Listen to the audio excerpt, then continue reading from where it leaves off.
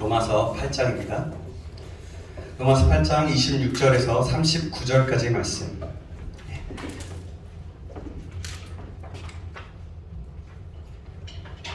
찾으셨네요? 네. 사도행전 로마서 8장 26절에서 제가 가지고 있는 성경 249페이지입니다. 신약성경 249페이지예요.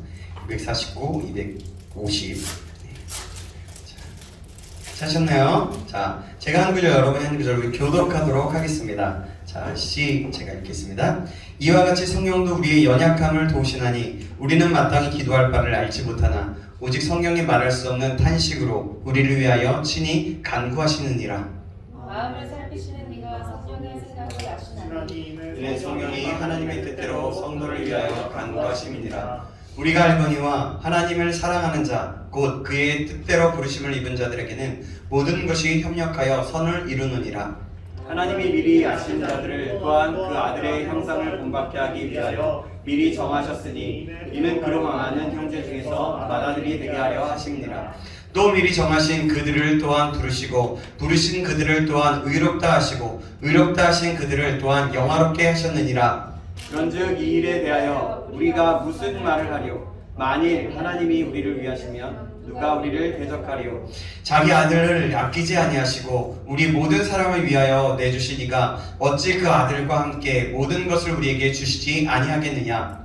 하나님께서 택하신 자들을 부활하리요 의롭다 하시는 분은 하나님이시니 누가 정죄하리요? 죽으실 뿐 아니라 다시 살아나신 이는 그리스도 예수시니 그는 하나님 우편에 계신 자요 우리를 위하여 간구하시는 자시니라. 누가 우리를 그리스도의 사랑에서 끊으리요 환난이나 공고나 박해나 기근이나 적신이나 위험이나 칼이랴. 기록된 바 우리가 종일 주를 위하여 죽임을 당하게 되며 도사를 당할 양같이 여김을 받았나이다 함과 같으니라. 그러나 이 모든 일에 우리를 사랑하시는 이로 말미암아 우리가 넉넉히 이기느니라. 내가 확신하노니 사망이나 생명이나 천사들이나 권세자들이나 현재일이나 장래일이나 능력이나 높음이나 깊음이나 다른 어떤 피조물이라도 우리를 우리 주 그리스도 예수 안에 있는 하나님의 사랑에서 끊을 수 없으리라. 아멘. 이게 그러네요. 자, 오늘은 우리가 가져야 할 믿음의 시각이라는 제목으로 하나님 말씀 받겠습니다. 다시 한번 우리가 가져야 할 믿음의 시각이라는 제목으로 하나님 말씀 받겠습니다. 우리 저 옆 사람과 인사 나누겠습니다. 잘 오셨습니다. 잘 오셨습니다. 다시 한번 사랑합니다. 사랑합니다. 네. I love you. I love you. 네, 좋습니다. 네. 여러분 잘 지내시고 있죠? 여러분 인간이 어떤 존재라고 생각하세요? 인간을 한마디로 평가한다면 어떻게 생각하십니까? 상황과 환경에 따라서 계속 바뀌는 존재. 예, 그렇죠? 한마디로 얘기하면 인간은 약하다라고 할 것 같아요. 그렇습니다. 인간은 참으로 연약한 존재예요. 여러분 아까 효범 형제가 얘기했지만 상황에 따라서 환경에 따라서 모든 것이 바뀌는 것이 인간이기 때문에 바로 그렇고요. 유럽을 열광케 했던 나폴레옹 아시죠? 그는 초인적인 일화를 남긴 위대한 군인이었어요. 그죠? 그런데 그렇게 용장이고 지장이었던 나폴레옹도 집에 돌아오고 나면 고독과 외로움을 이길 수 없어서 부인 조세핀의 무릎을 붙잡고 엉엉 울었다고 합니다. 겉으로는 의지의 화신인 양 보였지만 실은 의지할 곳을 찾는 매우 약한 존재였어요. 그렇죠. 하나님은 우리를 질그릇으로 부르셨습니다. 여러분 질그릇이 어떻죠? 얼마나 깨지기가 쉽습니까? 사실 인간의 육체는요 질그릇과 같아서 조금만 과로해도 쓰러지고 또 힘든 상황에 처하면 병에 걸리게 돼요. 아무리 건강을 자랑해도 병 앞에서는 질그릇과 같은 존재입니다. 인간은 육적으로나 영적으로나 인격적으로나 모든 면에서 진실로 약한 존재라는 겁니다. 그래요. 정말 그렇습니다. 그러나 인간은 약하지만 오직 우리 속에 성령의 능력이 살아있을 때는 결코 약하지가 않아요. 로마서 8장 26절 우리가 읽은 본문 26절에 보면 믿는 자에게 임하는 성령을 이렇게 묘사하고 있습니다. 뭐라고 얘기해요? 이와 같이 성령도 우리의 연약함을 도우시나니 라고 합니다. 성령님은요 우리의 연약함을 도우시는 분이십니다. 우리의 부족한 모든 부분을 채우시고 넘어진 사람을 일으켜 세우시며 약한 것을 치유하시는 분이십니다. 이 사실 때문에 우리 성도들, 우리 크리스찬들은 약함에 머물러 있는 존재가 아닙니다. 내주하셔서 우리의 모든 연약함을 담당하시는 성령님이 계시기 때문에 그런 거예요. 바로 그래요. 인간에게 가장 약한 부분이 무엇일까요? 다시 말해 약함의 뿌리는 무엇이라고 생각합니까? 약함의 뿌리, 그게 뭘까요?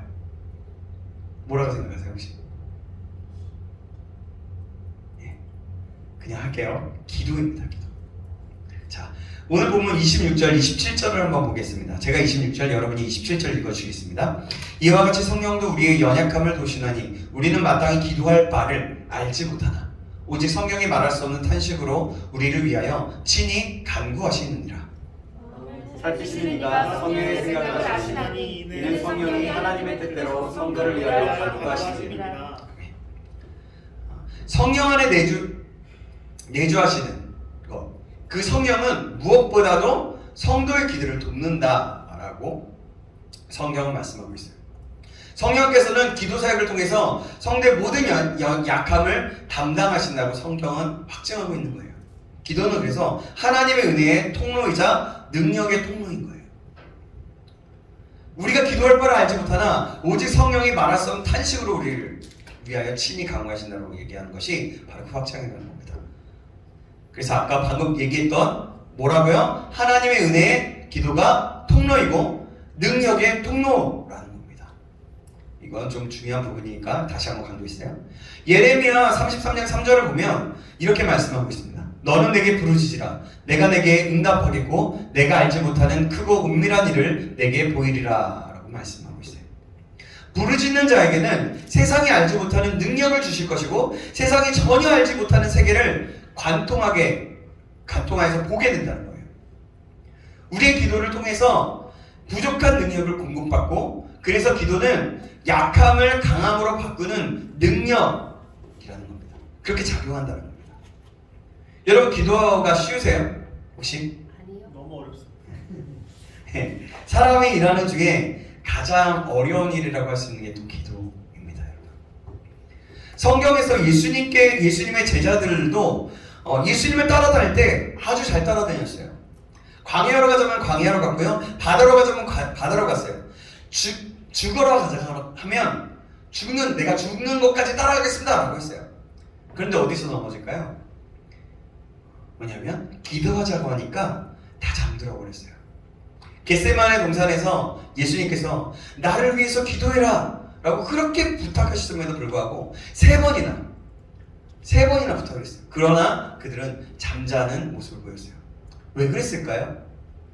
기도가요 노동 중에 최고의 노동이고 사람의 힘으로는 되지 않는 영적인 것이기 때문에 그런 거예요. 우리의 노력으로 한다고 해서 기도가 된다라면 기도를 너무 잘할 수 있을 것 같아요. 그러나 이게 뭐냐면 영적인 것이기 때문에 기도가 쉽지 않다라는 겁니다. 따라서 기도에 성공한 사람은 나머지 모든 면에서 성공을 하게 됩니다. 기도하는 자들은 마지막에 결국에 성공하게 되고 하나님이 부어주시는 은혜와 응답이 있으므로 놀라운 경험을 하게 된다는 겁니다. 그래서 성공한다는 거죠. 어느 목사님이 이렇게 말씀하셨어요. 모든 질병이 감기로부터 시작한다면 모든 신앙의 문제는 기도의 부재에서 시작됩니다 라고 했습니다. 감기가 발전하여서 뭐가 되죠? 폐렴이 돼요. 폐렴이 발전하면 폐암이 되고 맙니다. 요즘엔 지금은 좀 한층 꺾였지만 독감이 될 수도 있고요. 또 코로나 어떤 한 부분이 될 수 있겠습니다. 마찬가지로 여러분 기도의 부재에서 영적인 침체가 오고 나중엔 영적 패배로 고쳐가게 되는 거예요. 우리 안에 내주하시는 성령님께서 우리의 기도를 도우신다고 성경은 말씀합니다. 우리가 기도하지 않을 때 우리를 위해서 말할 수 없는 탄식으로 간구한다고 성경이 말씀하고 있어요. 여러분, 이걸 생각해 보세요. 여러분, 한번 생각해 보세요. 우리가 기도하지 못할 때 성령께서 간구한데 말할 수 없는 탄식으로, 아파하고 안타깝고 말할 수 없는 그 탄식을 가지고 우리를 위해서 기도하신다는 겁니다. 여러분, 이걸 생각해 보면 여러분 어떤 마음이 드세요? 어떤 마음이 드세요? 이렇게 들었는데 말할 수 없는 탄식으로 우리 기도를 돕는데요. 뭔가 잘 모르겠나요? 뭔가 내 안에 그렇게 나를 돕는 분이시대. 그분이 성부 성자 하나님이시야. 성령 하나님이시대. 말할 수 없는 탄식으로 우리를 위해서 간구하셔서 우리를 위해서 계속해서 안타까운 마음으로 그렇게 이끄신다는 겁니다. 우리를 그래서 기도하는 자를 이끄신 분이 바로 성령님이신 거예요. 막힌 기도의 문을 활짝 열어주신 분이 살아계신 성령님이시다는 겁니다. 여러분, 이것은 굉장히 감격스러운 일이고 너무나 감사한 일인 거예요. 왜냐하면 우리가 할 수 없을 때 성령께서 도우신다고 말씀합니다. 세상 말로 말하면 아까 얘기했죠. 빽이 있다는 거예요. 큰 빽이 있다는 거예요. 그렇죠? 여러분, 그렇게 기도의 문을 활짝 열어주시는 분이 살아계신 성령님이신 것을 믿으시길 주님의 이름으로 축복합니다. 아멘. 아멘. 성령께서 우리의 기도를 이끌어 주시기 때문에 또한 그 기도로 말미암아 연약한 우리를 변화시켜서 강력한 하나님의 도구로 만드시게 됩니다. 따라서 우리가 하나님의 말씀에 의거하여 기도할 때 역사의 물줄기를 바꾸는 그런 일꾼이 되는 거예요. 성령께서는 우리의 기도를 통하여 마치 에스더처럼 이렇게 죽으면 죽으리라 라는 자세를 가지게 만드시는 겁니다. 성령은 기도의 영입니다. 성령에 충만한 자들은 기도할 것이고 또 기도로 무장하게 될 것입니다. 성령께서는 우리에게 기도할 마음만 주시는 것이 아니라 기도의 내용까지도 결정해요. 21절 하반절에 보면 이렇게 말씀합니다. 우리가 마땅히 기도할 바를 알지 못하나 오직 성령이 말할 수 없는 탄식으로 우리를 위하여 친히 간구하시느니라 라고 말씀해요. 그렇게 기도하는데 빌바를 모른다고 말씀하고 있는 거예요. 그러나 성령께서 우리에게 기도의 내용을 조목조목 보이시고 마땅히 구해야 할 바를 구하도록 우리를 인도하신다는 겁니다. 우리가 성령의 인도하심을 받지 않고 기도할 때는 우리는 엉뚱한 것을 구하게 됩니다.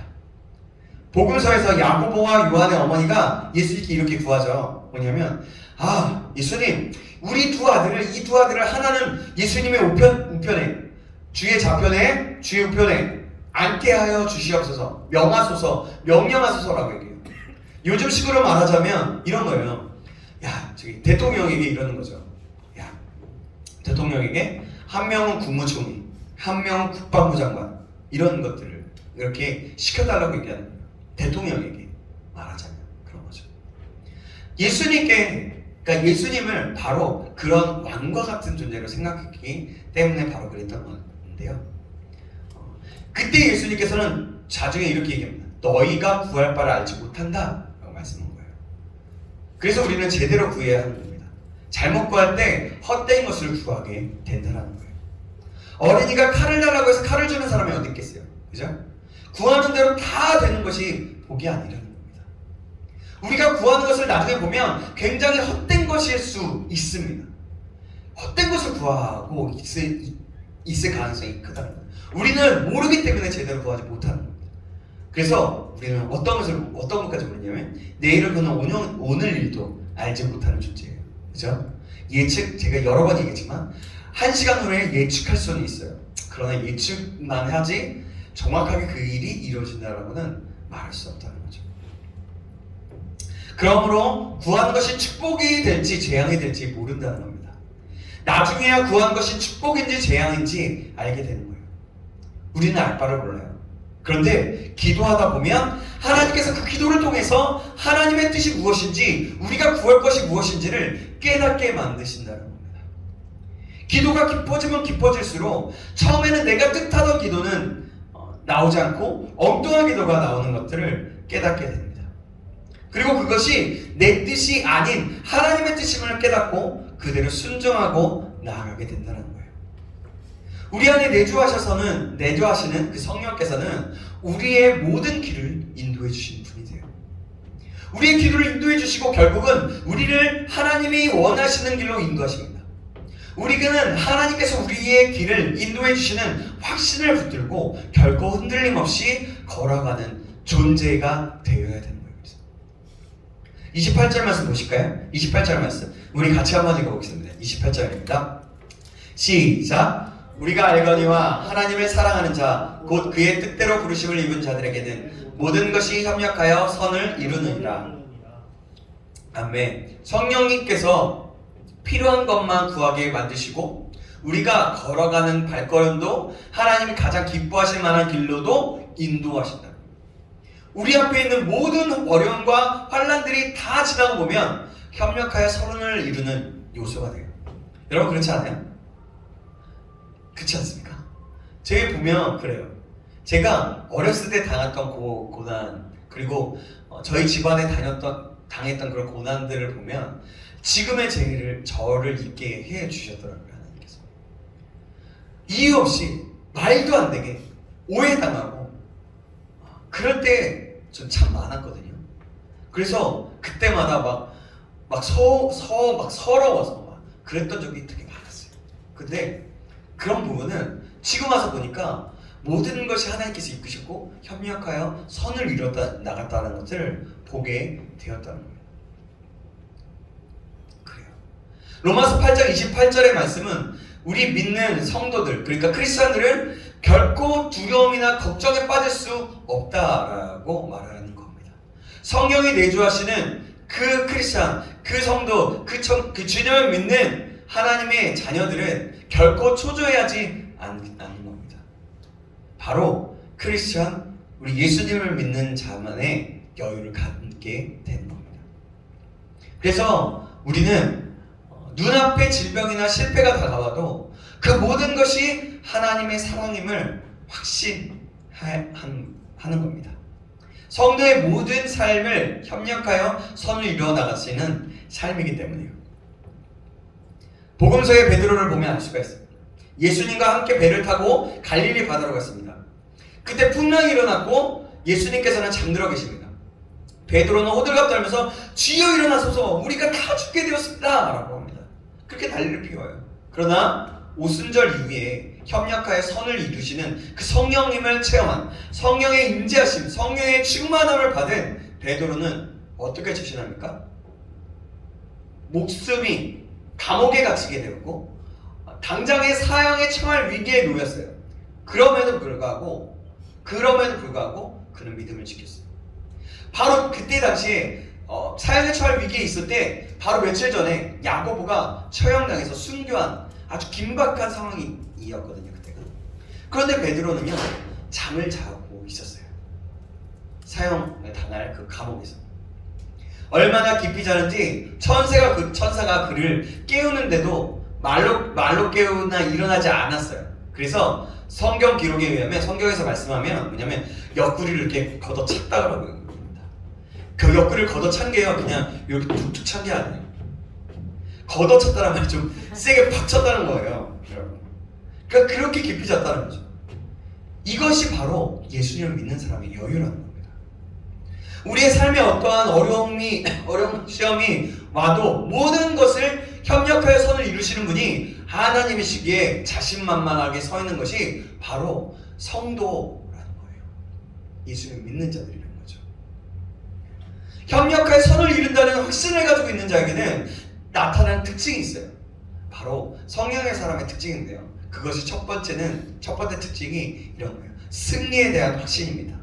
뭐라고요? 승리에 대한 확신. 31절 보시겠습니다. 31절 같이 읽어보겠습니다. 시작. 그런즉 이 일에 대하여 우리가 무슨 말 하리요? 만일 하나님이 우리를 위하시면 누가 우리를 대적하리요? 와, 이 뭐예요? 하나님 우리 편이라는 얘기잖아요. 우리가 이 일에 대해서 무슨 말을 해요? 하나님이 우리를 위하면 누가 우리를 나를 대적할 수 있고 나를 무너뜨릴 수 있겠느냐? 하나님이 나와 함께 하시기 때문에. 하나님이 나와 함께 하시는데 누가 나를 대적하겠느냐? 나를 대적하는 자는 하나님을 대적하는 것이다. 하나님을 대적하는 자는 살아남을 수 있겠느냐? 라는 확신이 있다는 겁니다. 성령의 내주하심을 믿고 도우심을 믿는 자들은 세상 앞에서 담대하게 되는 거예요. 세상이 전부 다 자신을 대적한다 할지라도 그것에 굴복하지 않고 항상 담대함을 가지고 살아가는 것입니다. 바로 여러분, 성도란 이런 사람들인 거예요. 아멘. 우리가 이런 성도의 모습, 그런 믿음, 그런 확신을 가질 수 있게 되기를 간절히 소망합니다. 아멘. 그래서 우리가 세상에 살아가면서 떳떳할 수 있는 겁니다. 시편 3장 6절에 보면 다윗은 이렇게 고백합니다. 천만인이 나를 에워싸 진친다 하여도 나는 두려워하지 아니하리이다. 여러분, 왜 두려워하지 않습니까? 하나님께서, 주님께서 함께 하시기 때문입니다. 아멘. 성령께서 내 안에 내주하시고 계시고 하나님께서 우리를 위하시는데 누가 우리를 대적하겠느냐라고는 그런 경고함 때문에 바로 그렇다. 그래서 사람 눈치 볼 것도 없고 사람의 위협 때문에 갈등할 필요도 없고 항상 하나님의 약속을 붙들고 담대하게 나아가는 존재가 될 수밖에 없는 거예요. 이런 믿음을 가진 자들은. 이것이 성령의 사람의 특징인 겁니다. 그렇다고 막 세상에 살면서 그런 믿음의 확신을 가진다고 하면서 무대뽀로 간다라는 의미가 아니에요. 세상에 살아가면서 내가 믿음을 지키고 믿음과 성경에 하나님께서 말씀하시는 것, 그 외의 것에서부터 얘기하는 거예요. 근데 내가 그거 말고 그냥 무조건 내 신념과 내 것이 옳아 라고 하면서 무대뽀로 간다면 그건 뭐냐면 무식한 거예요. 그래서 성령의 사람의 특징은 그러면서 또한 지혜로 그 모든 것들을 이길 수 있는, 넉넉히 이길 만한 확신이 있는가 하면 그것에서 지혜롭게 대처할 수 있는 그런 것들도 주시는 것입니다. 자, 그러면 제가 또 다른 부연 설명을 하기 때문에 해서 또 한 가지를 얘기했지만, 그럼 성령의 사람 두 번째 특징은 무엇일까요? 은사에 대한 확신이 있습니다. 32절 말씀 보실까요? 32절 말씀 같이 읽어보겠습니다. 시작. 자기 아들을 아끼지 아니하시고 우리 모든 사람을 위하여 내주시니가 어찌 그 아들과 함께 모든 것을 우리에게 주시지 아니하겠느냐. 아들까지 주셨는데 무엇을 더 안 주시겠느냐라는 겁니다. 큰 것, 가장 귀한 것을 주셨는데 작은 것, 덜 귀한 것을 안 주시겠냐는 겁니다. 여러분, 여기 태민이 옆에 있지만 집사님, 네? 태민이 누구를 위해서 태민을 준다면 태민이가 목숨을 죽는 걸 알아요. 보내면 주겠느냐? 안 주죠. 안 주죠. 근데요, 하나님은 그것을 주셨다는 게 가장 귀한. 여러분들의 부모, 이건 여러분들에게 자주 얘기하는 것 같은데요, 여러분의 부모님이요, 여러분은 한 사람을 팔 수 있을까요? 절대 못 팔아요.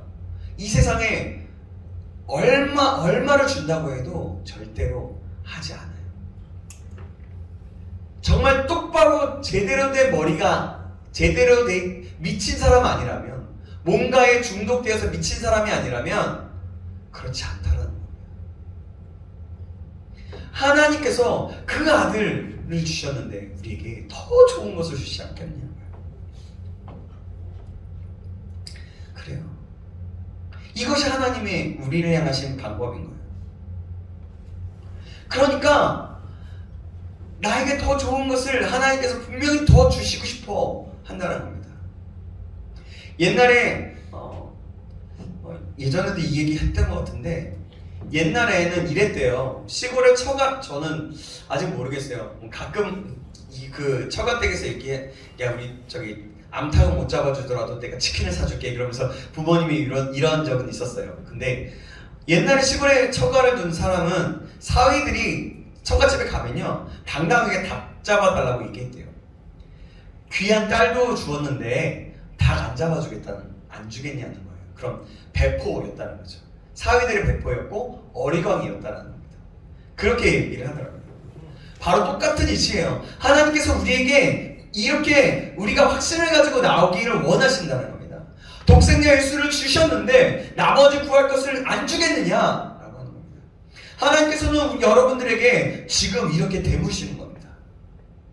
야, 내가 독생 예수를 주었는데 나머지 네가 구할 건 안 주겠냐고 라고 하는 거예요. 그러나 이거는 어쨌든 다 나중에 또 얘기하고요. 성경은요 또 이렇게 약속합니다. 구하라 그리하면 너에게 주실 것이요, 찾으라 그리하면 찾아낼 것이요, 문을 두드리라 그리하면 너에게 열릴 것이니 구하는 이마다 받을 것이요, 찾는 이는 찾아낼 것이요, 두드리는 이에게는 열릴 것이니라. 아멘. 여러분 왜 얻지 못하는지 아세요? 구하지 않고 찾지 않고 두드리지 않기 때문이에요. 구하기만 하면 한량없이 은사를 부어준다는 겁니다. 하나님께서 지금 은사에 대해서 얘기하는 거예요. 하나님을 일하는데 여러분 혹시라도 나 안에 은사가 부족합니까? 내가 좀 뭔가 부족한 것이 있다고 생각하세요? 그렇다면 하나님께 구하십시오. 나에게 지혜를 주시고 나의 지경을 더 넓혀주시고 저는 그런 거, 저 같으면 이러겠죠. 하나님 제가 더 말씀 좀 잘 전할 수 있도록 정말 똑바른 말씀, 하나님의 진리된 말씀을 전할 수 있도록 도와주세요. 그러면 하나님이 더 입술을 열어주시고 더 그 은사를 더 부어주실 거라는 거죠. 여러분들 마찬가지. 어떤 악기를 하더라도 공부를 하더라도 하나님의 영광을 위해서 어떤 것을 하더라도 그렇다면 하나님이 더 주실 것입니다. 그 은사를 부어주신다는 겁니다. 하나님께 구하실 때 한량없는 지혜를 부어주실 거고 한량없는 은혜를 주셔서 이렇게 응답해 주신다는 겁니다. 은사에 대해서 말이죠. 이 확신을 가지고 항상 하나님의 은사를 구하시고 풍성하게 누리는 자들이 되기를 주님의 이름으로 축원합니다. 아멘. 셋째로 성령의 사람의 지닌 특징은 구원의 확신입니다. 구원의 확신. 뭐라고요? 구원에 대한 확신. 33절 34절 말씀 제가 33절 여러분 34절 읽어보시겠습니다. 누가 능히 하나님께서 택하신 자들을 고발하리요 의롭다 하신 이는 하나님이시니 누가 존재하리요 죽으실 뿐 아니라 다시 살아나신 이는 그리스도 예수시니 그는 하나님 우편에 계신 자요 우리를 위하여 간구하시는 자신이라. 아멘. 여러분 이거 엄청난 선포가 이어진 거예요. 하나님께서는 우리를 예수 그리스도의 피로 구원해 주셨습니다. 그런데 누가 우리를 송사하고 정죄하겠냐는 겁니다. 마귀는 지금도 우리의 구원을 흔들어 놓으려고 여러 가지 계계를 부립니다. 뭐냐면 우리 스스로의 모습을 한번 돌이켜 봅시다. 여러분 생각해 보세요. 우리에게는 언제나 하나님의 자녀답게 살지 못하는 부분이 있어요. 여러분 그렇죠? 그렇지 않습니까? 네. 다른 사람들은 몰라도 우리 자신은 알아요. 내가 얼마나 하나님의 자녀답지 못하게 사는지. 우리는 참 간사한 존재이고 금방 변절해버리고 마는 연약하고 부끄러운 존재이기 때문에 그래요. 이런 모습을 보고 마귀는 이렇게 얘기하는 거예요. 뭐야? 야, 너가 죄를 지었으니까 이제 무슨 구원이야? 네가 구원받을 수 있을 것 같아? 이렇게 죄 지었는데? 야, 모르겠다. 죄 짓는 것을 몰라도 너가 모르고 짓는 죄는 모를 수도 있어. 근데 니 다 알고 지내잖아. 알고 짓잖아. 알고 거짓말하고 속된 말로 알고 불악하고 네, 죄송해요. 웃자고 한 얘기인데 좀 썰렁했네요. 네, 어쨌든 그러지 않냐고요. 그렇게 마귀가 그렇게 얘기한다는 겁니다. 너 같은 나쁜 놈은 그래서 절대로 구원받을 수 없어 라고 하는 거예요. 의를 그렇게 계속해서 고소하고 계속해서 거짓말하고 참수합니다. 상식적으로 맞는 이야기 아니에요 여러분? 생각해보면 그렇잖아요. 마귀가 우리에게 이런 식으로 고발할 때 지당한 말일 수밖에 없어요. 그렇습니다. 그러나 나는 구원받을 수 없는 나는 죄인이에요. 맞아요. 그러나 너무나도 놀랍게도 성경은 그 고소가 틀리다 아니다. 너희는 예수 그리스도의 피의 공로로 말미암아 하나님의 자녀가 된 존재이다 라고 얘기합니다. 이 진리는 결코 흔들리지 않는다 라고 말씀합니다. 왜 그렇습니까? 우리의 구원의 근거가 나에게 있는 것이 아니기 때문이에요. 하나님께 있기 때문에 그래요. 내가 구원받고 싶어요. 나 구원받을래. 나 구원받을까? 어떻게 하면 좋지? 뭔가 힘을 쓴다고 해보세요. 그게 구원이 이루어질까요? 나 구원받아야지? 그런다고 해놓고서 다른 우상숭배를 해요. 다른 신에게 막 기도를 해요. 그럼 구원받을 수 있을 것 같아요? 아니잖아요. 그러니까 내가 뭔가를 노력한다고 해서 되는 게 아니라는 거예요. 구원은 구원은 하나님께 있기 때문에.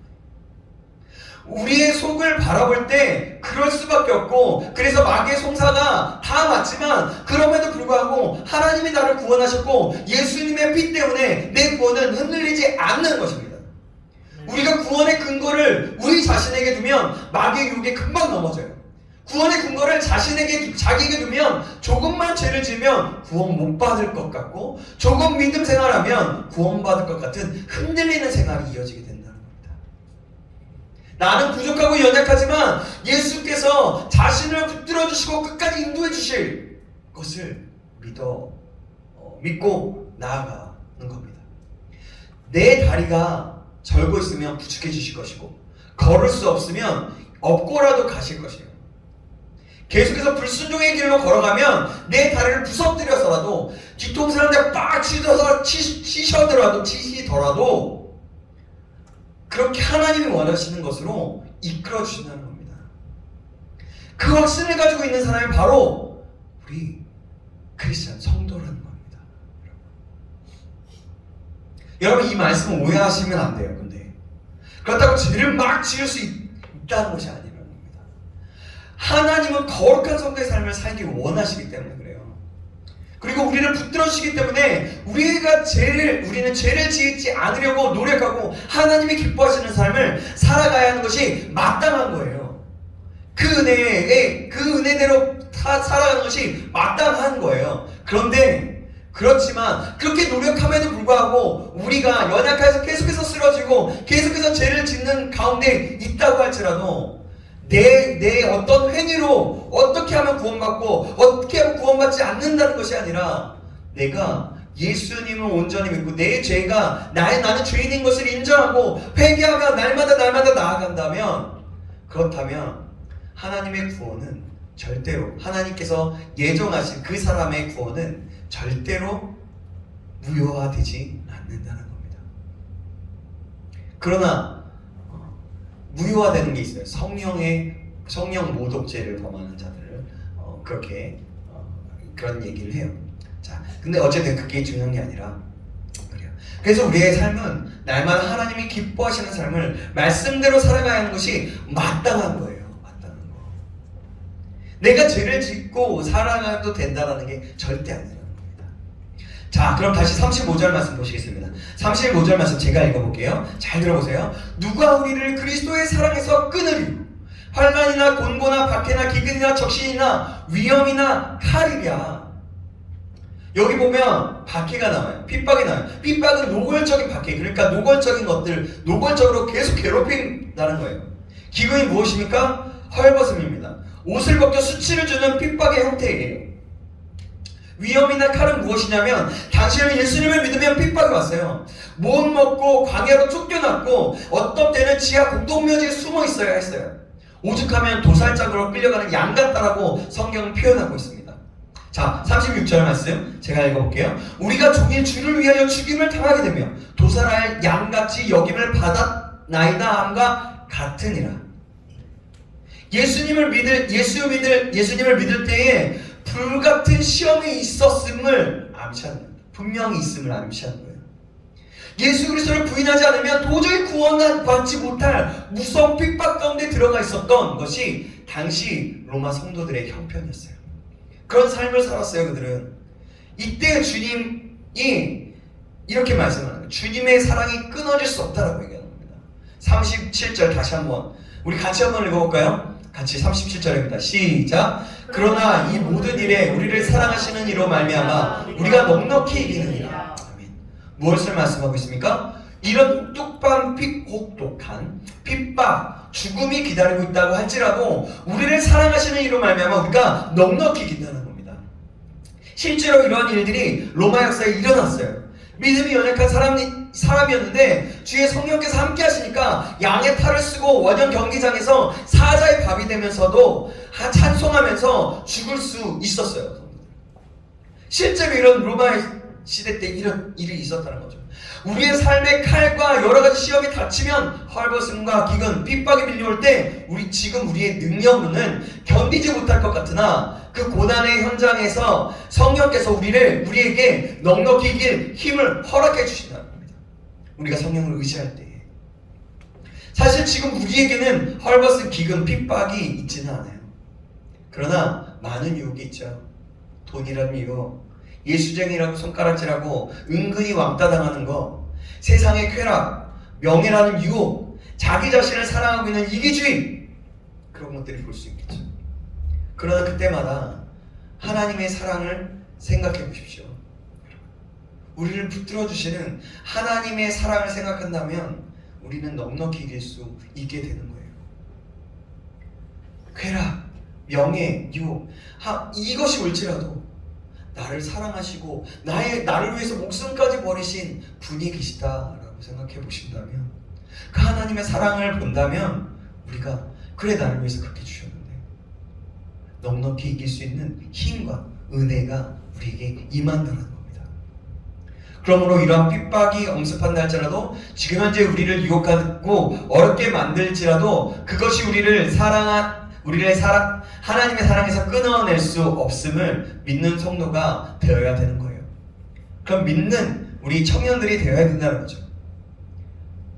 저와 여러분 모두가 그런 믿음의 성도가 되고, 그런 믿음의 사람, 하나님의 사람, 성령의 사람이 되시길 주님의 이름으로 축원합니다. 아멘. 아멘.